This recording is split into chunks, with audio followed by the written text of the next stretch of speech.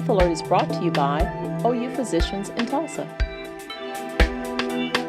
Hello, welcome to Health Alert. I'm Pam Butler. Today we're going to talk about gangs, and joining me is Marvin Blades. He's the president of 100 Black Men of Tulsa. Welcome to the program, Marvin. Thank you. Now, before we get into a lot of specifics about gangs, and I'll let our viewers know all of this that's here, we're going to talk about what these hats are and shoes are and some other things that aren't here too. But before we start, tell me a little bit about the gang activity within Oklahoma. Is it severe? Is it not severe? Is it growing? Just sort of give us that general umbrella. Well, in Oklahoma, you got a little bit of everything. When I say a little bit of everything, if you look at the urban areas, you're looking mostly at Bloods, Crips. You may see some motorcycle gangs. But when you start looking at the suburban and rural areas, you may see some skinhead activity. You may see some Klan activity. The so-called Elohim Nation, Christian identity movement, you'll see a lot of that in some of our rural areas. Okay, now is this getting worse? Is it about the same as for the last 5 or 10 years? Has it stabilized? Is it decreasing?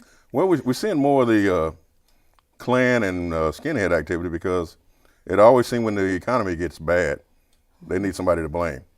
And the hate group of the week, or the focus of the hate groups now, is Hispanics, particularly when it comes to immigration. Okay, so there's some increasing activity there. Yes. Now, within Oklahoma, I know some time ago we did a show that focused on gangs. You were talking about some legislative initiatives that were being talked about where teachers would have the duty to identify youth that they felt were in gangs and report that and do all kinds of things. And that measure didn't go any further, didn't pass from what I'm understanding. But I want you to update me with where are we legislatively in Oklahoma related to this gang situation? Okay. That particular bill, it didn't pass, but they're still working on it. They're trying to find some way to give teachers, principals, and educators the ability to label a kid as a gang member, pass that information on to the police department or law enforcement, and then we take action on it. So they're still pushing it. Okay, well, how would, does this legislation, if they're still pushing it, does it have some requirements in there for these individuals to be educated as far as what is a gang versus just kids who are trying to be stylish versus anything like that? I mean, how do they know? Well, the problem they're having right now is that a lot of the information that they need to actually intelligently say a kid is a gang member is confidential information. They don't have access to it. Like the gang list that Oklahoma City has, the gang list that Tulsa Police Department has, teachers don't have access to it. Okay. To me, if they're going to use that, they need to find some way to allow teachers to have access to that information. Otherwise, we're going to have a bill that can't be enforced, a bill that's not good law, and right now it seems to be that's what they're pushing. Well, if this does become law and teachers do have this responsibility or requirement, how does this impact the youth? So let's say they feel that this child is a gang member involved in gang activity. Do they end up putting them on a list? Is the child monitored more severely? Are they stopped more frequently if they see them in certain, I mean, what happens? Well, if they get on, I can tell you this, if a child winds up on a gang list, they rarely get off. The gang list is used to enhance penalties, criminal penalties. In other words, when I used to go to court all the time, if a young man that I was dealing with, his name is on the gang list, I can, by the fact he's on the list, I can show that he's involved in criminal activity.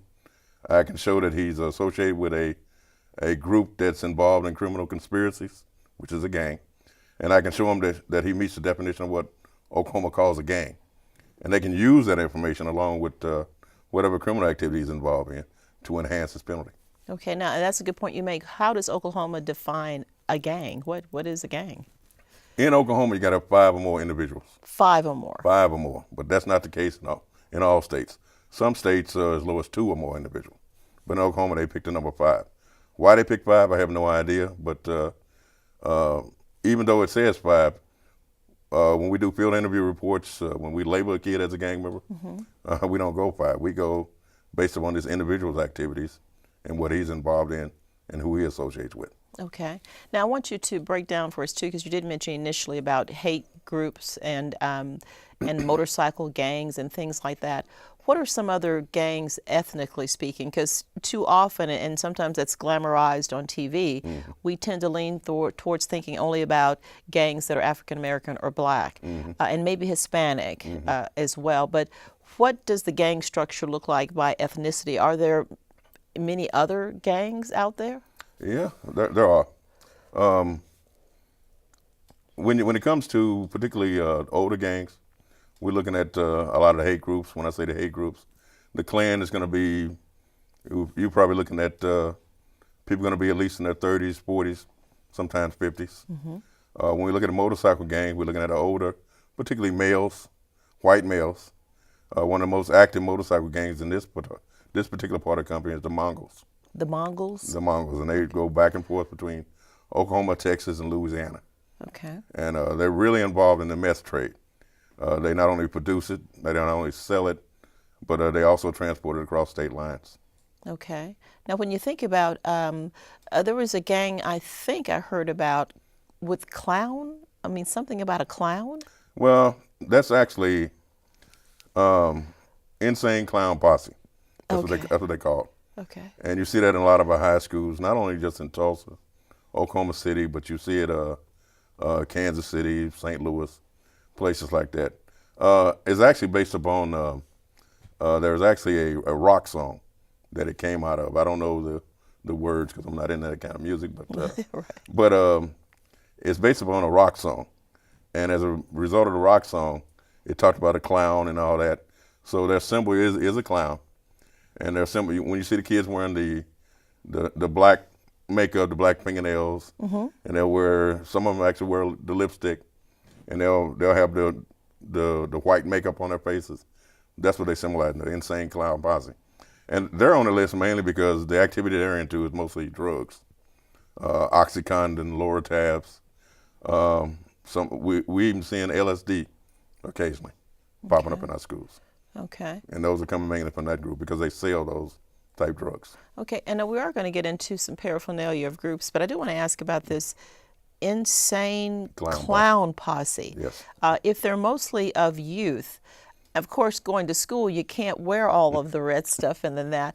Are there ways that they signify who they are in a school environment that everybody would know or we should look for? Well, what they do they'll dye that hair black. They'll dye their hair black. You'll see the black fingernails, sometimes longer fingernails. You'll see nothing but black clothing. They'll wear the black clothing. And they'll have, there's some symbols with the clowns on it that you'll see. A lot of times, a lot of our high schools don't necessarily have dress codes.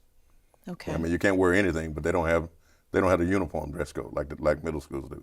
Okay. But so you'll see they give the high school kids a little more freedom when it comes to clothing than the other groups. Okay, so you want to make sure that you're looking for those kinds of things, maybe in a school or home setting. And thinking about a home setting, how active should we be as parents in terms of what our kids look like? Because sometimes you think, well, that's just the youth, you know, they're just going through a phase. Oh, yeah.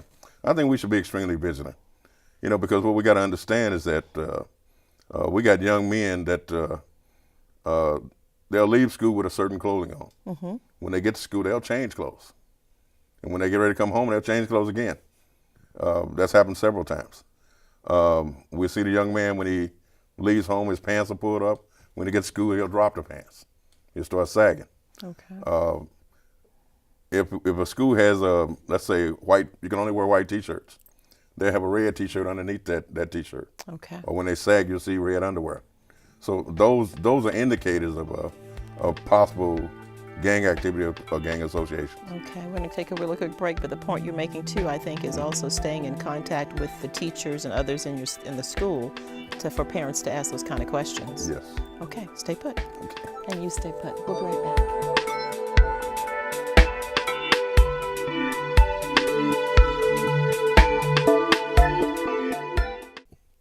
Welcome back. To continue our discussion on gangs, joining me again is Marvin Blades, the president of 100 Black Men of Tulsa.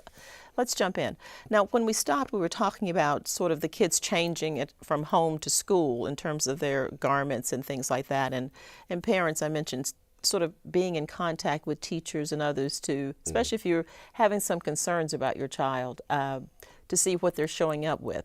what is the sensitivity that we need to make sure that teachers maintain so the child doesn't end up getting sort of pigeonholed inappropriately and sent off to an alternative program or something like that when it's not at that level? Well, first of all, I want them to understand that every kid that SAG is not a gang member. Every kid that maybe wears some of this clothing or paraphernalia is not a gang member. We also need to understand that if a kid is not committing criminal activity, but he's wearing the clothing, it's not illegal.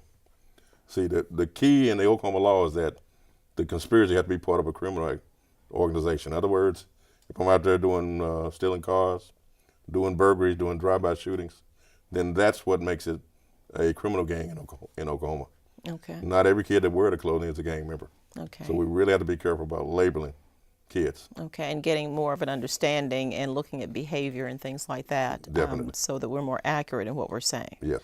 Okay, given that, I do want to switch and look at a little bit of paraphernalia now that we may see people wear, especially if they are gang affiliated. Like I said, because a lot of times they're just popular items. I want to sort of start with some of these hats here. I'm going to pick up this one and just make sure I'm holding it the right way that says Chicago Bulls. I hope I'm holding that the right way. This looks pretty harmless. I mean, Chicago Bulls, basketball or football? Basketball. Basketball, okay. What can this signify if a child or a person wearing this is truly into gang activity? Well, if a kid is into gang activity, first of all, look at the color. Okay. Chicago Bulls color is going to be red. Their main color is going to be red. Okay. And BULLS, Bloods usually live longer, sucker. BULLS. That's what it stands for if the kid is into that. Is into gang activity. Yes. Okay. And Bloods are one of the major African American gangs? It's or does it have a mixture these days? well, in Tulsa you'll see a mixture. Okay. In California, maybe a little bit different, because most of the gangs that we deal with here in Tulsa got California origins. We do have a few that are actually from Chicago area or from New York, but most of our influence is going to be California influence. Okay, okay, so that's a big one. Here's another one. Now this is just a black hat. It is got a P on it. Is this for Pittsburgh? Is this a Pittsburgh hat? Yes. Or, okay, normally a Pittsburgh hat, what is baseball, football? Baseball. Baseball, okay. Now, how can this signify gang activity? Well, the P, when a gang member is wearing it, means Pyru. Pyrus are, again, California. It used to be interchangeable with blood. When you see the P, they'll throw it the P, or they'll throw it up here, throw it a B. But there was a street called Pyru Street. And a lot of the Bloods that originated in Los Angeles came from that particular area.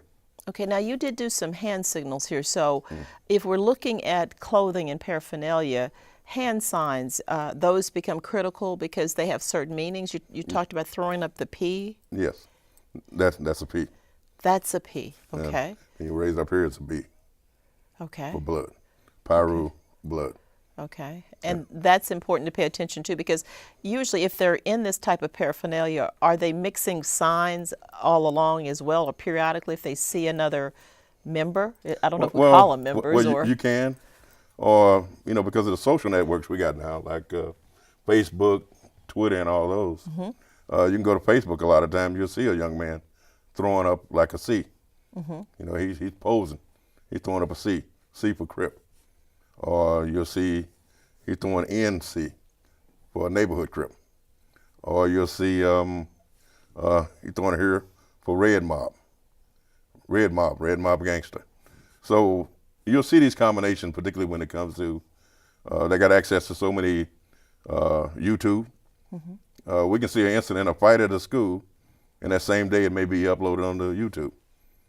And you'll see some kids throwing up gang signs in the background. So it's not unusual. Okay, so actually looking at Facebook, Twitter, and these others are a way to kind of keep up with what's happening in the community as far as how youth are presenting themselves or what they're doing, because they will put it there for everybody to see. It's also a good tool for parents. If you don't believe your kid involved in anything, and your kid is on YouTube or on Facebook, check it out. A lot of them got their own little pages. Look at the page and see what they say. See who they're talking to. It's important to pay attention to those. That's a good point, because sometimes as parents, that's kind of the last thing we think about is Facebook or Twitter or other kinds of things, but we need to be more proactive in looking to That's see true. what's going on. True. Let me ask you about another hat here. Now, this one does not seem to be much either. It says Sox on it here. Now, this is the White Sox, is it? Baseball team. Now, what in the world could this possibly mean? Because it's black and gold, Okay. You look at it from the bottom up. the bottom up. X out slobs. Okay. See, X. So you start with O-S, that X out slobs. And slob is a derogatory term for bloods. That's a way for a Crip to disrespect a blood by calling them a slob. Now, if a blood want to disrespect a Crip, like a neighborhood Crip, you call them a nappy head. It's a lot of ways they got where, like, instead of calling them a Hoover Crip, call them a snoover. So it's different ways to disrespect them, and that's a disrespectful way of saying blood, to disrespect the blood. Okay, so you'd find Crips wearing this. That's correct. Now, are they going to tend to wear this just in general, or is it when there's going to be some kind of altercation that that they're going to get involved in, or what? No, they wear them publicly. These are things you can buy probably at any sporting goods store or any place where they sell clothing. And even if you just kind of casually claim the gang membership, you'll wear that. It doesn't mean you're going to go out there and do a drive-by shooting, but it lets people know by who you hang out and by the clothing you wear, who you associate with. Okay, then let me ask you this, because, and we'll have some other things here in just a moment, these things seem very innocent, and you're giving us sort of an alternate view. As a parent or someone whoever's taking care of this child, going into their room and you're seeing various athletic wear, normally that wouldn't trigger anything in us other than, well, they like that team. And if you're like me, I have to try to figure out what team it is. But it doesn't trigger anything. What do we need to look at? Is it where they have too much of one thing, or they don't know anything about the team? I mean, should we ask them, like, what is that team, and who are the who are the players, and who's the coach, and see if they know? I mean, how do we get more information to know something could be wrong? Well, just like I said earlier, these days, a parent needs to be extremely vigilant. You may think that little Johnny is innocent, but if you go in his room, you only see North Carolina apparel. That's all you see. Everything is North Carolina. One of the questions I would ask my son, who's the coach? Where's the team located? If they can't answer that, my next question is going to be, why are you always wearing light blue? Sky blue. Why is that? And then start looking at his friends. If his friends wear the same thing, it ain't just him. That means he's hanging out with a group that's claiming neighborhood Crip, North Carolina, NC, neighborhood Crip. Okay, because I know you have mentioned too, even especially in relation to unfortunately, the many funerals that you've attended that have been gang related. And many times parents are in denial even about the child who has unfortunately died. But yet they'll be buried, you were telling me, in this type of paraphernalia. True. Yeah, we've had young people, we work at risk funerals. And one of the at-risk funerals that we worked, a young man was wearing purple. And one of our sets is the Grape Street Crips. And the Grape Street Crips were purple. At that particular funeral, all the guys were dressed out in khakis that were purple. Purple caps, purple khakis, purple shirts, and shoes that, Adidas shoes, which is a Crip shoe. All day I disrespect all slobs. They were wearing those at the funeral. Okay. So if you take that and you look at his friends, you look at what he got posted on Facebook, you look at the fact when he got in trouble, he was always with these same guys who were claiming the same thing. Okay. Should tell you something. Okay, we're going to take another quick break and come back and look at some more paraphernalia, because this is most educational. Stay put. Please stay put. We'll be right back.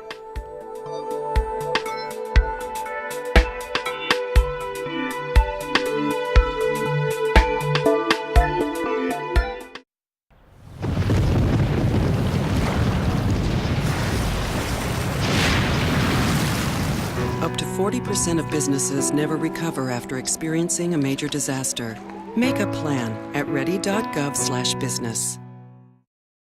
Welcome back. To complete our discussion talking about gangs, joining me again is Marvin Blades, the president of 100 Black Men of Tulsa. Let's jump in. Let's look at a few more hats here. Now, tell me, this is just a black hat. So how in the world could this, what does this say? Well, black is going to be basically neutral. Okay. But if you look at it in combination with some other things that we be wearing at the same time, then that'll tell you something. If I got a black cap on and I'm wearing, let's say, Reebok shoes. You know, Reebok is what we call a blood shoe, because Reebok means respect each and every blood, okay? R-E-B-O-E-E-K. That's what it means when they're wearing it. But if they're wearing the black cap and they're wearing the blood paraphernalia, when they're hanging out with bloods, then that's telling me something. Okay, now in the shoe, I want to switch to the shoes since you mentioned that. The lacing of the shoes, do they tell you something in particular about the lacing? Because this is the Reebok shoe, right? The red and white. What about the lacing of the shoe? What can that tell us? Because I mean, once again, as an adult or someone who's not familiar, I wouldn't think to pay attention to how somebody laced a shoe. I didn't bring one, but I do have a shoe that's, they actually, the way it's laced, it's Roman numeral XXVI for 26. And the XXVI, if you look the way it had it laced. But the 26 stand for a street that a lot of them live on, 26th Street. Okay. And a lot of them guys claim, we live on 26th Street, we're claiming neighborhood crib, and we're doing this. So they're throwing out all sorts of messages. You just have to understand how to pick them up. How to pick them up, right, in terms of the type of shoe, the way the shoe is laced, the hat, in addition to the other paraphernalia, can tell you a lot of things that you can read into it, as you're saying. That's correct. Get out, let me pick up these hats right here, because this is most fascinating. Now, there's scarves that have this kind of design on them, but these are hats. I mean, what does this signify? Because it's a pretty blue hat, but what is this? Well, the bandanas is also part of the gang apparel. Okay. When a gang member is getting ready to put in work, and when I say put in work, actually getting ready to do maybe some criminal activity or something that's going to be beneficial or detrimental to the gang, then they'll have a bandana. It'll be visible. What they used to do with the bandanas, they would stick them in their pocket. If they're going to do something, they'll be hanging out of the pocket. Okay. If they expose it where you can see it, they're letting you know something. They're trying to tell you something. So what the manufacturers started doing, they started actually making caps. You can also get shirts with that design on them. Oh my goodness. And the design is just the same design that you see on the bandanas. It's a lot of money in it. We have to face the fact that not only the clothing, years ago when we had the problem with the starter jackets, and I'm glad that kind of went away, but we used to have kids get shot over starter jackets. Okay. You know, but luckily that was a phase that kind of went away, and we don't see that anymore. But these kids take wearing this stuff seriously. I mean, you can disrespect, like, if this young man has a bandana, if I took his bandana and stepped on it, I'm disrespecting his set. It can lead to a fight. Okay. A lot of fights happen at schools that teachers have no idea why they happen. It can be a little sign of disrespect that nobody saw except these two gang members. And they have no idea why they fight. Wow. Now let's look at this one here. We've got an Ireland? This is just And we got a gang called Irish Mob. Irish Mob actually started in Boston. Okay. On the East Coast. But we had a homicide, some of you may remember, about 12 years ago over by Rogers High School, where the young man who actually did the homicide was claiming Irish Mob.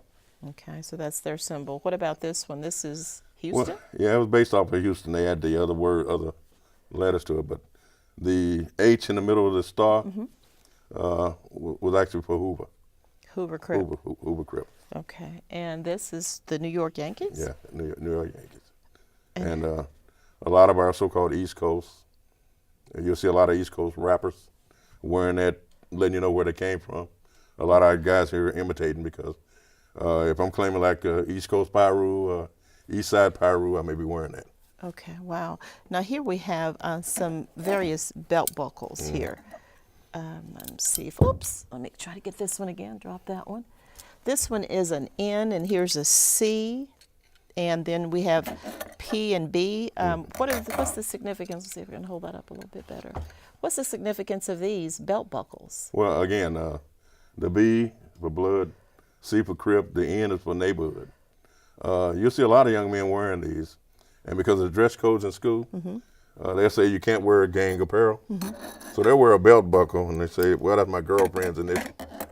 That's my girlfriend's initial. We know it's not true, but that's what they'll throw out there because they don't allow them to wear it at school. Right. So they actually have to remove them. Okay, and then here we have a letter that you were talking about before we started here. I'm not sure if I think they'll zoom in later, but so we can see it. There's a symbol here and all kinds of things saying what the heart means. What does this mean? What is this all about? This is actually a letter that came from one of our penitentiaries in Oklahoma. And they're claiming allegiance to the Gangster Disciples. Gangster Disciples originated out of Chicago.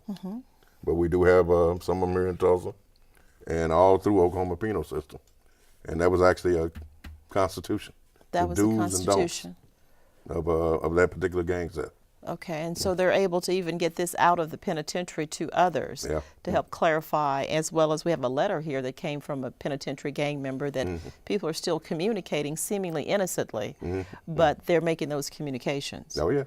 Okay, and lastly, you did mention earlier about the blue shoe here. I just want to re-hit that because these other hats here are just showing our colors. But once again, that blue with the orange signifies what in terms of shoes? Well, that combination, the orange and blue together symbolize Hoover Crips. The blue generally going to signify Hoovers depending on what set, but when you put the orange with it, it's a Hoover Crip. The Adidas, all day I disrespect all slobs. The ADIDAS, that's what it symbolizes. Okay, so even looking at the mix match of the shoelaces is something we should key in on. Oh, yes. Yes, all of them. When they start coming up with what you can and cannot wear at school, kids start getting kind of creative. Real creative. And how to express their affiliation. Yeah, some of them will either wear not only different color shoestrings, they'll have a shoestring where it's only laced at the last 2 or 3 outlets. Okay. And won't lace at the top. At the top, they have a different color.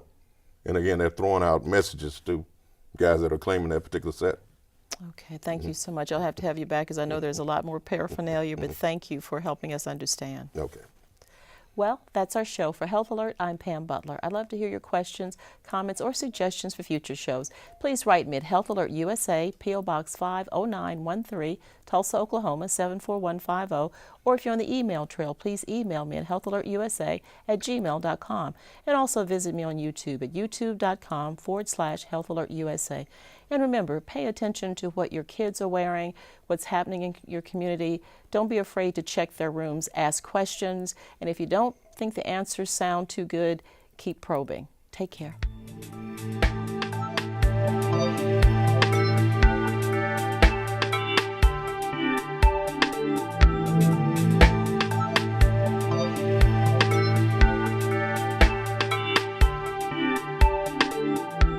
Health Alert is brought to you by OU Physicians in Tulsa.